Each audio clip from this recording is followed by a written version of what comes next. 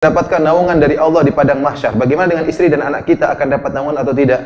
Sedangkan yang bersedekah kan suami. Ini mungkin istri yang tanya ya. Makanya istri dukung suami untuk apa? Sedekah ya. Karena memang istri banyak dukung suami untuk pelit, banyak. Jadi enggak usah mas ya. Bahkan pelit sama orang tuanya. Ini mau kasih sedekah sama ibu 1 juta, kata istri enggak usah, ibu cuma makan tempe. 2.000 cukup. 2.000 cukup, katanya, nggak usah. Yang nggak jadi pelit siapa? Istrinya. Istri ini luar biasa. Istri ini bisa membuat suaminya rajin bersedekah, bisa buat suaminya jadi apa? Pelit. Maka insya Allah kalau istri yang mendukung suaminya bersedekah, tentunya bukan berarti juga suami sedekah tanpa perhitungan. Enggak, kita juga perhitungan anak-anak, kebutuhan anak juga harus dipenuhi, lebih utama. Saya ulangi, bersedekah terhadap anak istri lebih utama daripada orang luar ya. Karena ini kewajiban kita, yang lain itu sunnah, tapi anak istri kita apa? Wajib ya. Jangan sampai kita salah dalam menimbang ya. Orang lain kita kasih, anak istri kita kelaparan, nggak boleh ya. Tidak boleh seperti itu.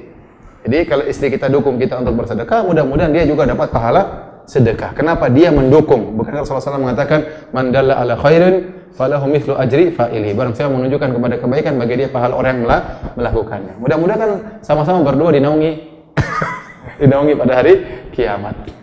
Kalau istrinya pelit, nanti kita dinaungi istrinya apa? Jauh kan, kasihan. Jadi istri jangan ngajarin suami pelit.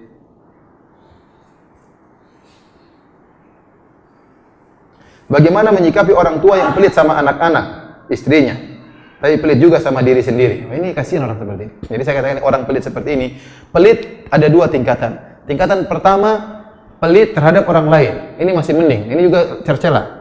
Yang paling parah, tingkatan tertinggi, tingkatan kedua tertinggi adalah pelit terhadap diri sendiri. Pelit terhadap diri sendiri. Ada, saya tahu orang, dia sakit, disuruh berobat ke Jakarta, karena dia di Jakarta mahal, lebih murah di mana? Padahal uangnya banyak, saya nggak punya uang, nggak apa-apa. Akhirnya dia meninggal, ya. Cari obat yang murah, akhirnya apa? Meninggal dunia. Ini kenyataan, benar. Benar. Jadi dia pelit. Hidup makannya juga susah. Sampai ada cerita disebut dalam ada buku judulnya Al-Bukhala, kisah orang-orang pelit. Buku khusus tentang apa? Kisah orang pelit. Mudah-mudahan sudah diterjemahkan ya.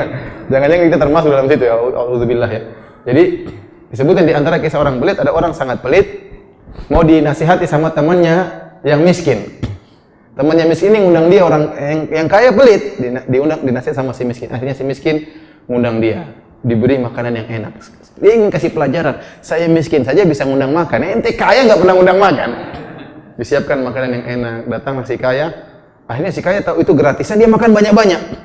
Saking kekenyangan dia muntah. Sekarang dia tahu gratis kan, makan banyak-banyak terus nggak berhenti. Sampai akhirnya dengan kekenyangan dia muntah. Wah, waktu dia muntah dia menangis. Kata si miskin, kenapa kau nangis? Kan? Ini gratis muntah katanya.